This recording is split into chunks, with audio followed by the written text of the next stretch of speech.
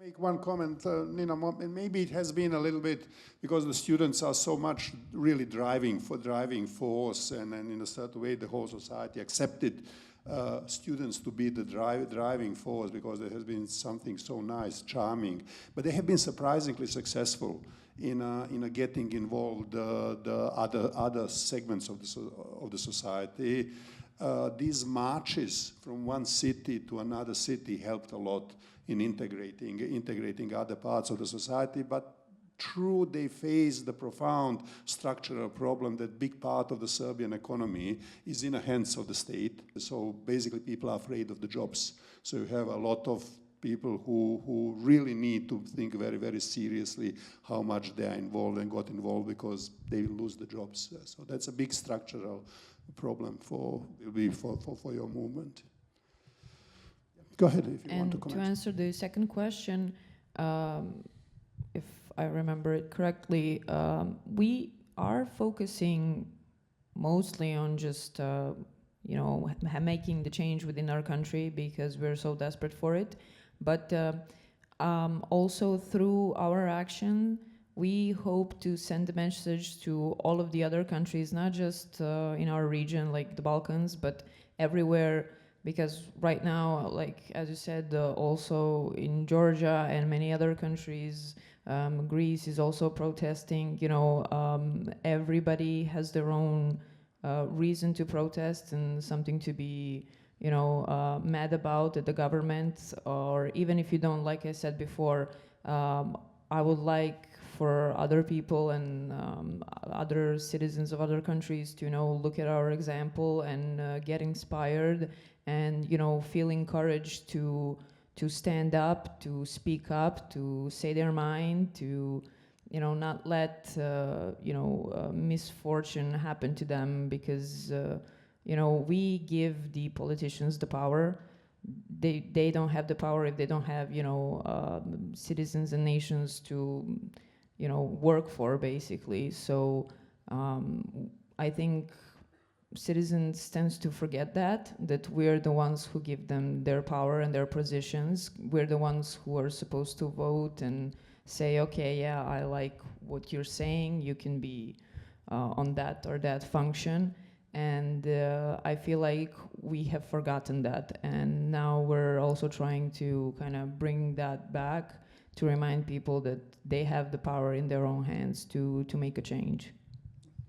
You wanted to comment something or not? Okay, there are a lot of people here who are from Serbia, who are living here in the Czech Republic, so I just wanted to encourage you a little bit if somebody of you want to ask the question, or even not ask the question, but just gonna make a, yeah, I will come back. Hi, so I'm half Serbian. I was born in Prague, but I speak Serbian. I always visit Serbia. My family actually lives in Novi Sad. I am friends with Laza and Mila and Bane and a lot of other activists. I know them personally. And I think that's why I often feel kind of desperate living in Europe and especially in European Union, because the lack of stance that our politicians have on the protests because of the lithium they want and because they need the lithium, they want to dig it in Jadar, often makes our cause less covered because they need Vučić and they need his cooperation in order to get the lithium. And that's why I often don't really know what I can, for example, personally do for students in Serbia. And I was just wanting to ask if you, for example, have any wish or an idea how others in Europe where we just cover our eyes and pretend like this isn't a thing, what we can do, if you have any ideas or desires or anything. And also thank you for your magnificent job when it comes to the protests. It's an extreme honor to meet you and see you all. Yeah. Thank you. Thank you. Thank you very much. Very, very good, very important question. Yes, you made some really good points. I would like to say that always, obviously, you know, people can always donate to faculties because we practically live there.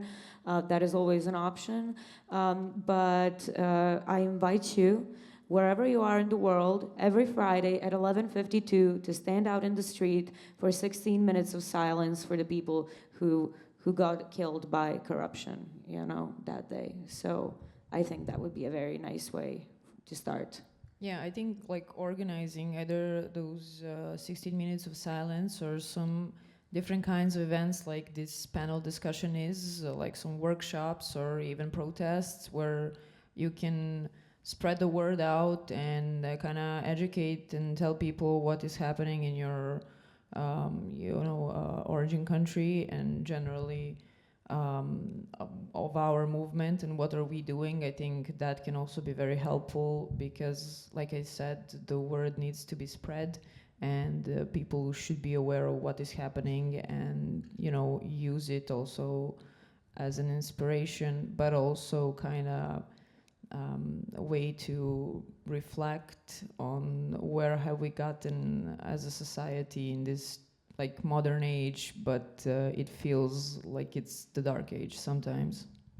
Yeah, I agree, Tanya. I think that what we're doing right now is what we need the most right now. And by saying that, I mean, as I said earlier, I think we reached our media capacity, you know? So I think like physically coming to other towns, whether they are in Serbia or in Europe, doesn't matter, is really the thing for us to do now. And if you can help us with that, that would be great, you know? So I think right now we need to focus on like coming to other cities and explaining people like this, what are we doing, why are we doing it, and why it's the most important thing to do right now, you know? And I want to mention that when we see that Serbs from diaspora are woken up, it really means to us. It's very important because we know that we have support. So thanks to all of you. And that you haven't forgotten about us. So yeah, that's really important. Like Nicola said, it warms our hearts. Like you said, you're thankful and everything. We're also thankful as much as you are. I will add, as very.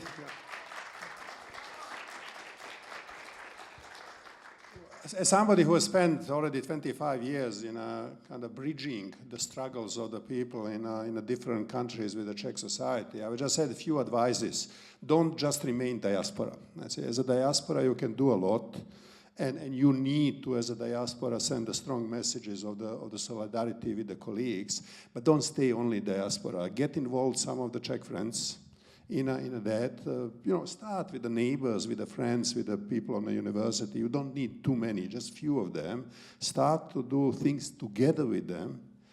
Take maybe them, when the next big protest will be, take 10 Czechs to go with you and to join and to be there to experience. If they experience something on the streets in a Novi Sad, let's say for the next 10 years, they will be the very active people here for the cause. And then talk with the Czech politicians. Don't follow what is their agenda. See when they are meeting the representatives from the Serbian government or when they have meetings of the European Union, and send them messages. Show that somebody here in the Czech Republic cares for the things in Serbia. And when you do that systematically, you will be surprised how these things do matter. You just cannot the change. If you remain only diaspora, then you lock yourself in a too narrow circle, which is not kind of stepping out broader to the Czech society.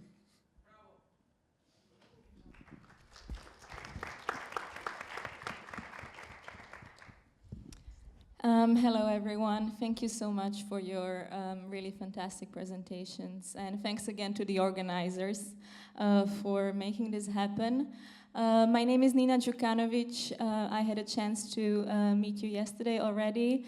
I was born in Prague and raised here as well, but I'm originally from Serbia. And since then, I moved to England to focus on the issue of resistance to lithium mining. And I'm so thankful to you as well for bringing up the question of lithium.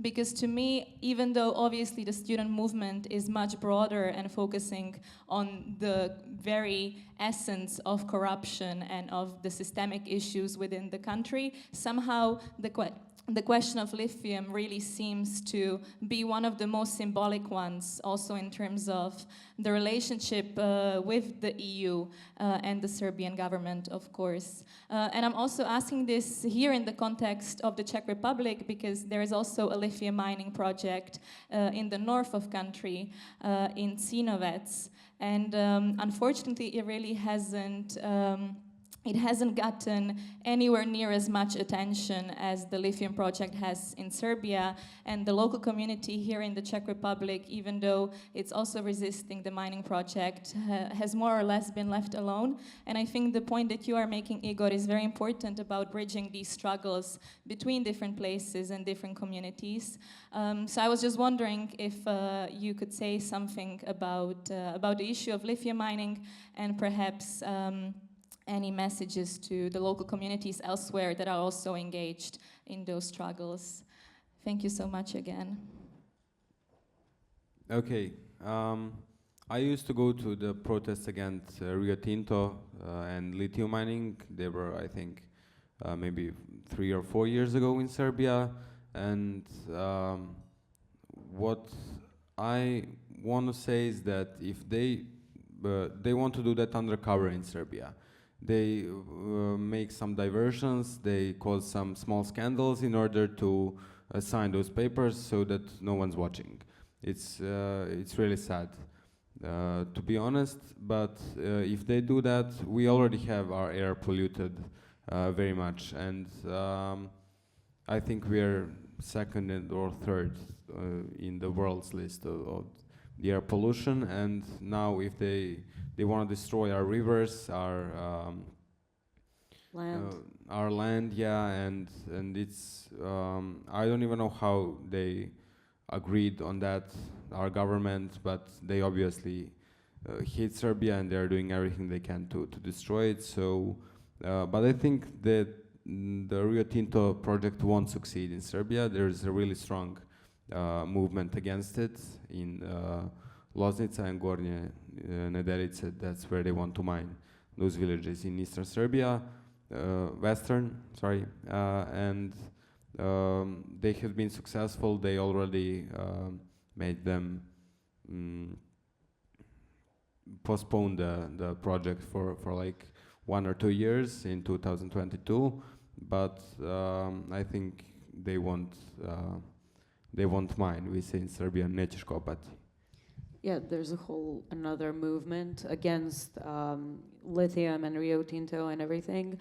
But the thing is that the government is doing things against the will of the people. We don't want that. We don't want Rio Tinto in Serbia, and students, like in general, have already talked about this topic and said that we are very much against it. And recently there was a protest in Loznica, and it really focused on the lithium because it's near, yeah.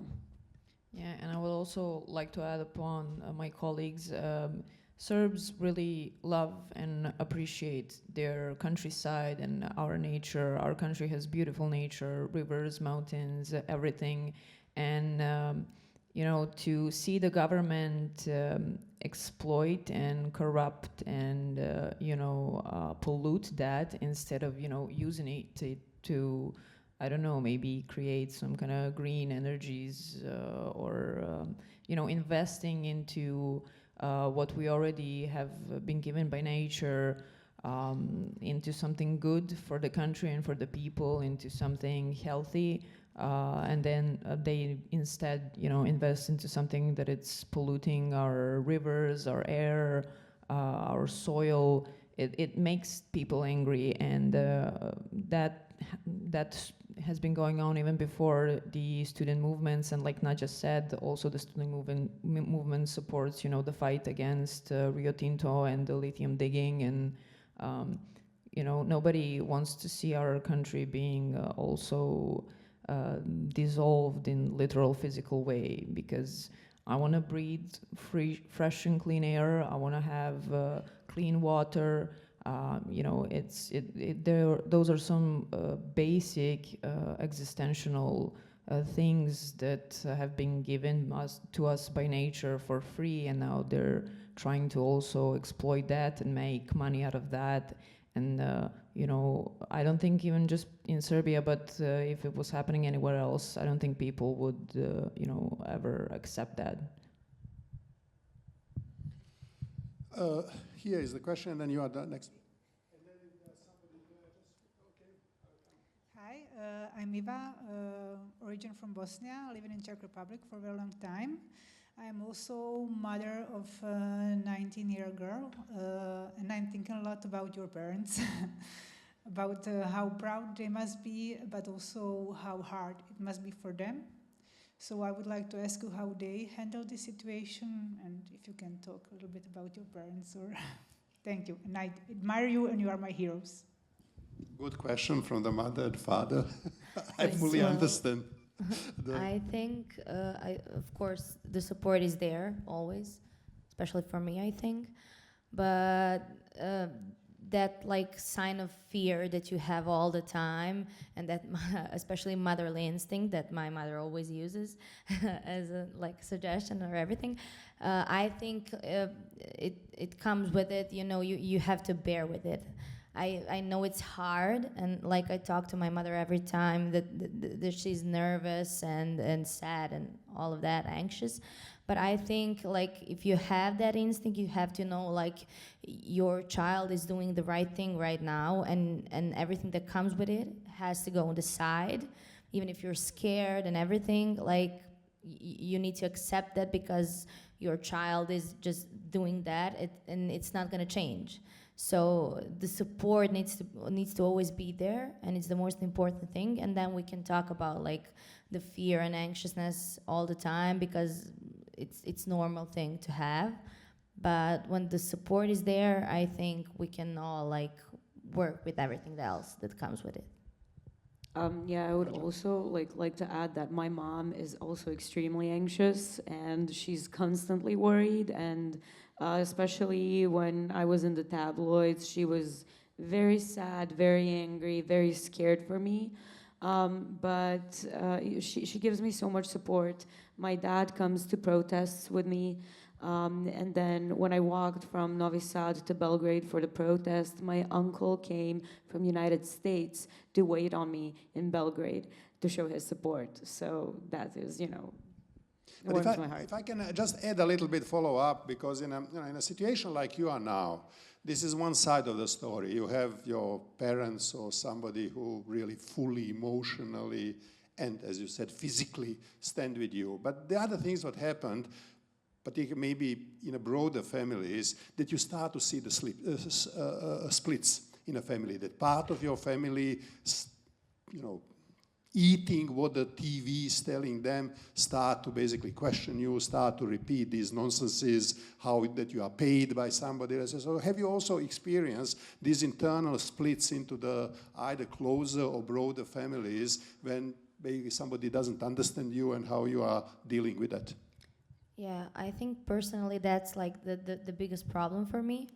My grandfather is a really big Vučić supporter, you know, and I think like what I'm trying to do is just slowly like talk. I think I made a step back when all of this happened, because I knew what it comes with it, and I couldn't bear fighting all the time about the same things. But you know, especially because I'm from the Faculty of Dramatic Arts, where we got beaten up, you know, my grandfather didn't see that. He doesn't understand why we are blocking the faculty still after 6 months. So what I try to do, talking to him slowly about some minor things, and trying to like get the roots out, you know, showing some stuff on the internet, you know, because they are old, they don't have internet, and everything we do is on the internet. So what I try to do is just like slowly talk, because I think like rushing and fighting just doesn't work anymore, especially with those people. So it's a hard time, but these are our families, the people we love, and we need to like try to explain why we're doing what we are doing. And I tell him all the time, like, this is me. I wouldn't lie to you. You know what I'm talking about. Like, why would I lie to you? Why would I do something that isn't right, that I don't want to do? So that's pretty much sums it up. Yeah. Yeah, I'd just like to add, like Angela said, my grandma asked me once, so they are really paying you? And I was like, Grandma, no, they're not. Like she said, you know me, you watched me grow up, you influenced the person I am today, like, you know what I stand for, what I believe for. Like, I understand if you're seeing somebody on TV you don't know, but I'm sitting here in your kitchen and talking to you about about what's happening and what I'm doing there, and do you really think that I would lie to you and tell you something that isn't true? And that really shook her, and kind of from that on she stopped watching pro-regime media and switched to some more free media and so on. So a little bit by little bit you can get to that change, and I think the best way is through us. Patience, yeah. Yeah, that was, I have, just to share a personal story. I'm Croat from Bosnia, and I have a part of the family in Bosnia, a part of the family in Croatia. And when I was during the war talking about the crimes which Croats are doing in Bosnia, I have been kicked out from the big family lunch, and basically as somebody who is a traitor and should never come back, and it has been very, very painful. And I think what you said, let's say, being patient is the only way. Let's say, that they are our family. You can't persuade them, let's say, in a certain moment, but patiently you put pieces together. Naja. Yeah, well, those are kind of the things we knew even before all of this started happening. My grandpa also is a very big Vučić supporter. And we haven't been in such a close contact for the past time because he's not very interested in seeing me. But there was a family event that I was not at, and so my grandpa said there that we should all get arrested. All students should get arrested. And then my father turned to him, and he was so angry, and he told him, well, all of your grandchildren would be in jail right now if that was true. And, he stormed out, and he was like, come on, don't you get it by now? So, I mean, My personal situation in my family is a little bit different from my colleagues, because in my family, I need to be worried about them, because my family has that, especially my mom, has that Mike Tyson mentality, and I'm worried about her, not she about me.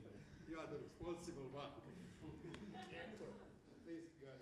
Hello, I'm Dominika from the Czech TV. I would like to ask if you could summarize a little bit the position of student movement towards early or snap elections, because we haven't talked about this topic very much. And on the beginning of May, I heard that this request is being made by student community. I would like to know if it is true, and what is your request exactly? We demand momentary snap parliamentary elections, and we are not allowed to talk about, and to be honest, we don't even know a lot right now. All our work groups are working towards that, and we are organizing, and we are preparing for the elections, but we don't know exactly what's going to go. One thing we know is that students won't be on the list.